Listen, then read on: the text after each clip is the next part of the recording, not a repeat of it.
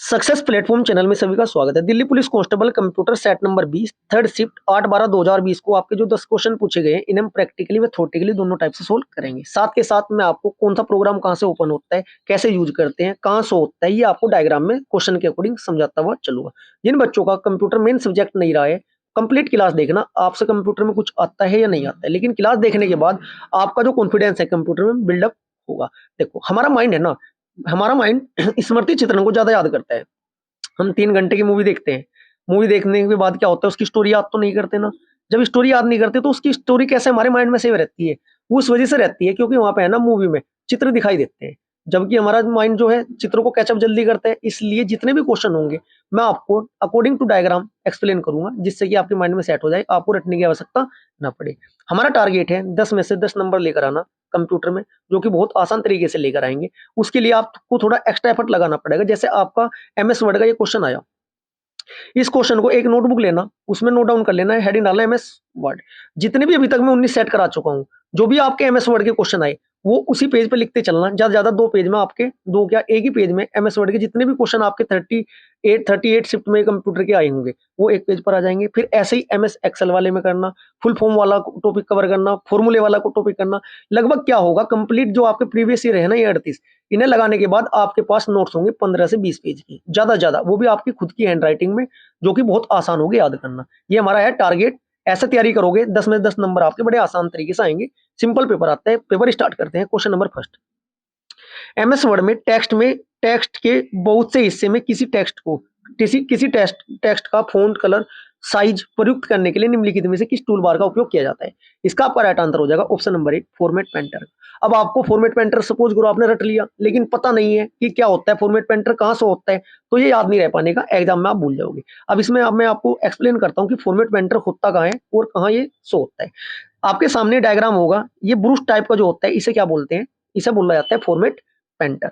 जो format painter होता है ना, ये किसी टेक्स्ट का character paragraph format copy paste करने के लिए यूज किया जाता है। ठीक है जी। और इसमें क्या होता है, इसका उपयोग ना जो भी आइटम होगी उससे दूसरी आइटम में फॉर्मेटिंग या कॉपी करने के लिए भी यूज किया जाता है।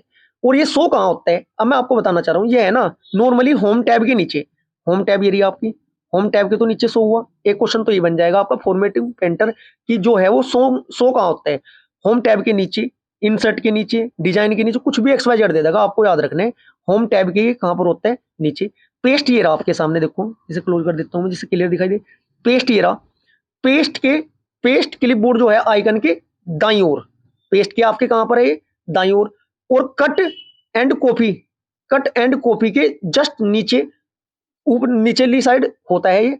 ठीक है जी। और सेटिंग आधार पर यदि इसकी सेटिंग आपकी पीसी की अलग है तो उसमें ना फॉर्मेट लेवल भी इसके बराबर में हो सकता है और नहीं भी हो सकता है, इतना आपको पता होना चाहिए। होम होम के नीचे, कट कॉपी के नीचे, पेस्ट के बाईं ओर, क्लिपबोर्ड से ऊपरली साइड जो आपका फोंट साइज होता है, फोंट चेंज करते हैं, उसके बाईं ओर ये आपका होता है। इतना आपको इस क्वेश्चन से पता होना चाहिए। कुछ भी आपसे पूछा जा सकता है, इतना पता आपको चल जाएगा, आपका क्वेश्चन गलत नहीं होने का। प्रैक्टिस ज्यादा करो, बस एक बार समझ। Next question, question number 2, MS Excel worksheet के भाग में जूम बार दिखाई देता है। ऐसे है, मान लो कोई आपका पेज खुला हुआ है, आपको जूम करके पढ़ना है तो कहाँ दिखाई देगा? अब मैं उससे पहले आपको ये एक्सप्लेन कर दूं। ये देखो कम से कम 10 से 20 क्वेश्चन है। क्वेश्चन बनना ही बनना है, प्रत्येक शिफ्ट में पूछा जाएगा। एमएस एक्सेल से अलग अलग क्वेश्चन पूछा जाएगा, सब कुछ कवर करके चलना है। अब देखना, सबसे पहले क्या करते हैं, ये जो आपकी ये वाली साइड होती है इसे बोलते हैं टॉप। टी से मैं आपको टॉप डिनोट करूंगा, टॉप राइट, टॉप लेफ्ट, इसे क्या बोलेंगे? Top left.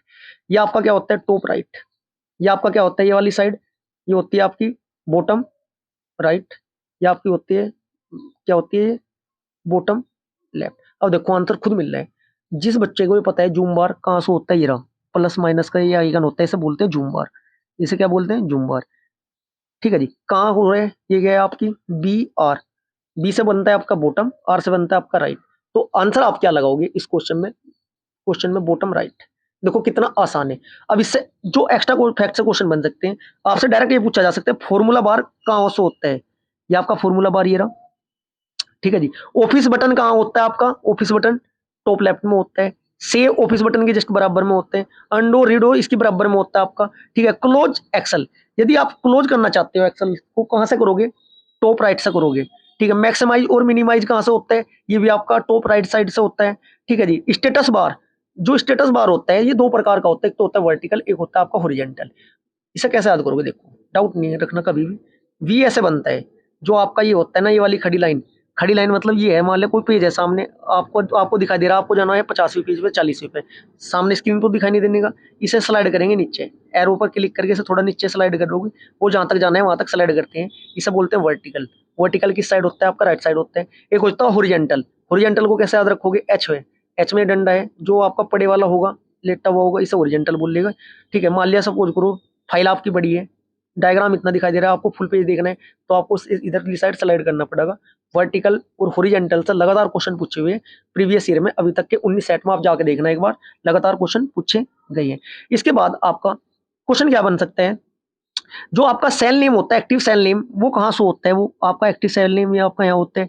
एक फ़ॉन्ट साइज से भी लगातार क्वेश्चन पूछे जाते हैं कि जो आपका एमएस एक्सेल में है, जो डिफॉल्ट रूप से फ़ॉन्ट साइज होता है वो कितना होता है, 11 होता है जी, 11 से वो आता है। ठीक है, यदि बात करते हैं इसमें हम सबसे कम कितना होता है, 8 होता है, और मैक्सिमम बात करते हैं वो कितना होता है आपका 72 होता है। मैं लगातार जो भी क्वेश्चन बनेंगे प्रत्येक शिफ्ट में आपके सामने ऐसे ही आपको एक्सप्लेन करूंगा, जिससे कि आपके माइंड में सेट हो जाए, आपको याद करने की जरूरत ना पड़े, डायरेक्ट आपका एक नंबर पक्का हो जाए। अब बात करते हैं, ये सीट दिखाई दे रही है, सीट से भी लगातार क्वेश्चन पूछे जा रहे हैं। स्टेटस बार आपका ये रहा, निचली साइड सीट होती है, सीट का जो डिफॉल्ट सेव होता है, मान लो कोई सीट है, डिफॉल्ट रूप से किस नाम से सेव होते हैं, यही क्वेश्चन 3-4 शिफ्ट में पूछा हुआ, ये आपका किस नाम से वो होगा, ये आपका सीट सीट के नाम से ही सेव होगी। आप चेंज करना चाहते हो चेंज कर सकते हो। अब एक क्वेश्चन ये बनता है कि जो सीट होती है ना, डिफॉल्ट रूप से कितनी होती है, डिफॉल्ट रूप से 3 सीटें होती है जो कि सेव जिसमें शो होती है, seat number 1, seat number 2, seat number 3। अब मैक्सिमम कितनी हो सकती है सीटें, मैक्सिमम हो सकती है 255। मिनिमम कितनी हो सकती है, मिनिमम हो सकती है 1। देखो ऐसे ही आपको नोट्स बनाने पड़ेंगे, यदि आप 10 में से 10 नंबर लेकर आना चाहते हो। ज्यादा बड़ी टास्क नहीं है, छोटी सी टास्क है, थोड़ी मेहनत करनी आपको पड़ेगी।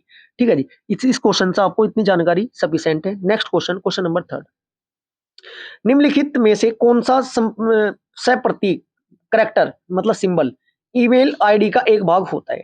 अब आपको पता होना चाहिए, आपके सामने एक ईमेल आईडी है, ये कितने पार्ट में डिवाइड है, 3 पार्ट में डिवाइड होते हैं। कोई भी ईमेल आईडी हो 3 पार्ट में डिवाइड होगी।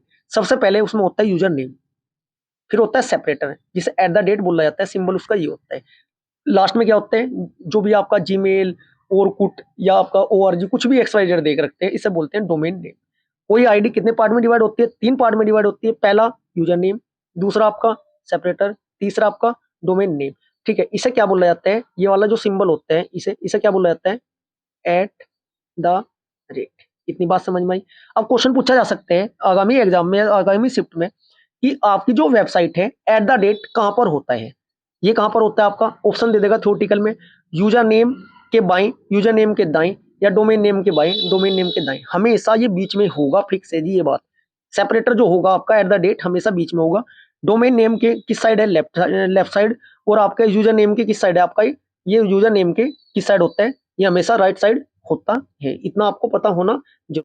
Next question, question number 4, MS word में एक नया डॉक्यूमेंट खोलने के लिए निम्नलिखित में से किस कीबोर्ड शॉर्टकट का प्रयोग किया जाता है। एक शॉर्टकट से आपका नंबर पक्का है, शॉर्टकट की से मैक्सिमम 10 से लेकर लगभग 15, ज्यादा नहीं करनी, 10 से 15 आप शॉर्टकट की को आपको याद करना पड़ेगा। अभी तक मैं 19 सेट करा चुका हूँ, 19 सेट में प्रत्येक शिफ्ट में शॉर्टकट की का आपका क्वेश्चन आया है। इसलिए आप जितने भी आपकी शॉर्टकट की आई है इन्हें एक पेज पर नोट डाउन कर लेना, यदि आप सिलेक्शन चाहते हैं इस बार दिल्ली पुलिस कांस्टेबल में। ठीक है जी, लगभग 10 से 15 है, याद करना बहुत आसान है, साथ के साथ याद कराता हुआ चलूंगा। इसका आपका राइट आंसर हो जाएगा, नया डॉक्यूमेंट खोलने के लिए नया से बनता है न्यू, लिख बोलते हैं नए को, क्या बोलते हैं न्यू।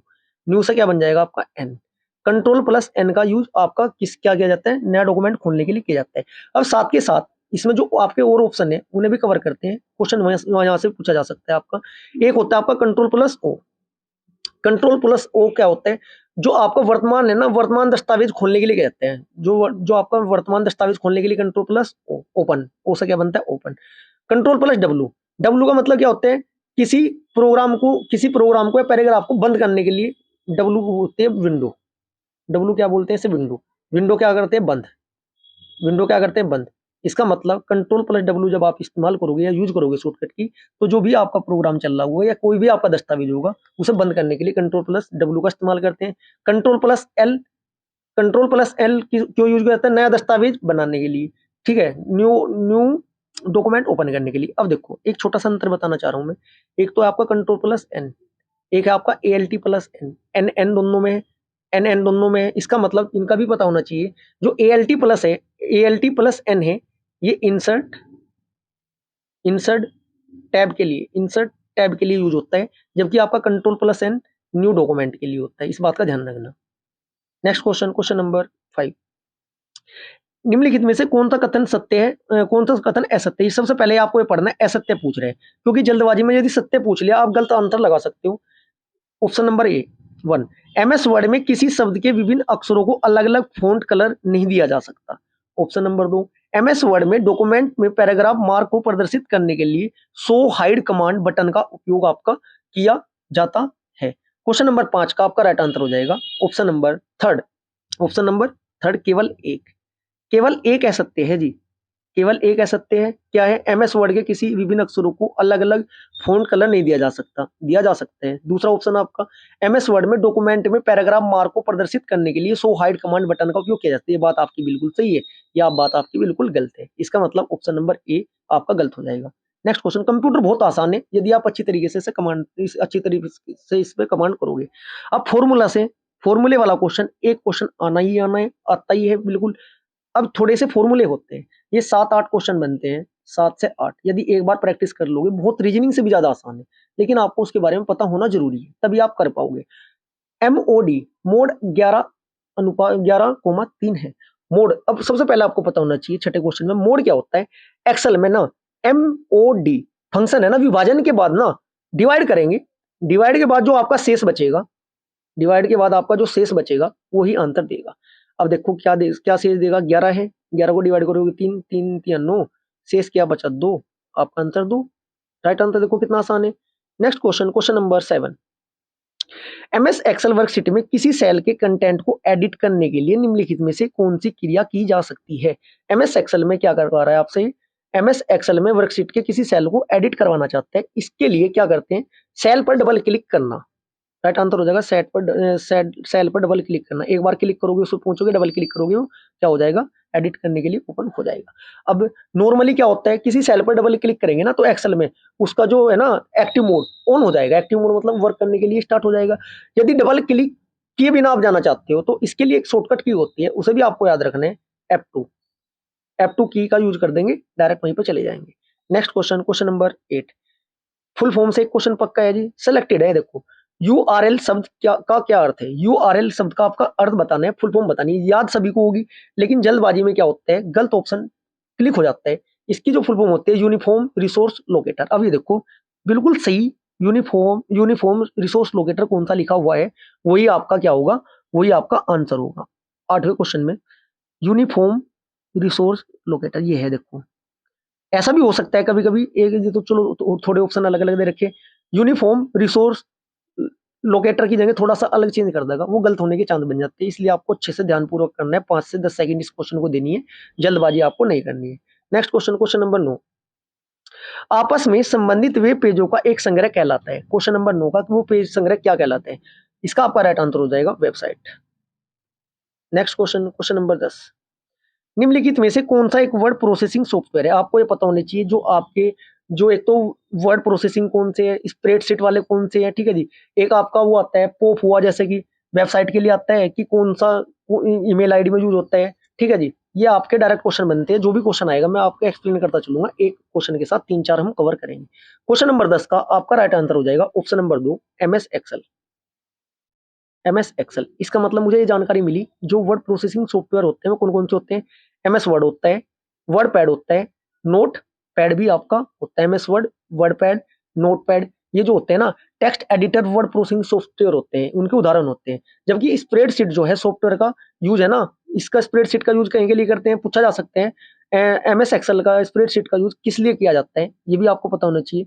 मान लिया बजट बनाना है, क्या बनाना है, बजट, वित्तीय विवरण बनाना है, ग्रेड शीट बनानी है, ग्रेड शीट बनानी है, या सेल रिकॉर्ड दिखाना है, किसी कंपनी का भी दिखा सकते हैं, किसी संस्था का दिखा सकते हैं, ठीक है। और इसे ना सॉफ्टवेयर का, इसका नंबर्स को ना ऑर्गेनाइज करना होता है, इसका अर्थ MS एक्सेल का। स्प्रेडशीट अगर यदि पूछा जाता है MS एक्सेल कैसा है, ये वर्ड प्रोसेसिंग सॉफ्टवेयर की जगह क्या आएगा आपके सामने ऑप्शन, स्प्रेडशीट सॉफ्टवेयर आपका ये होता है। यदि आपको क्लास अच्छी लगी है, वीडियो को लाइक करिए, शेयर करिए और चैनल को सब्सक्राइब करिए। Thank you.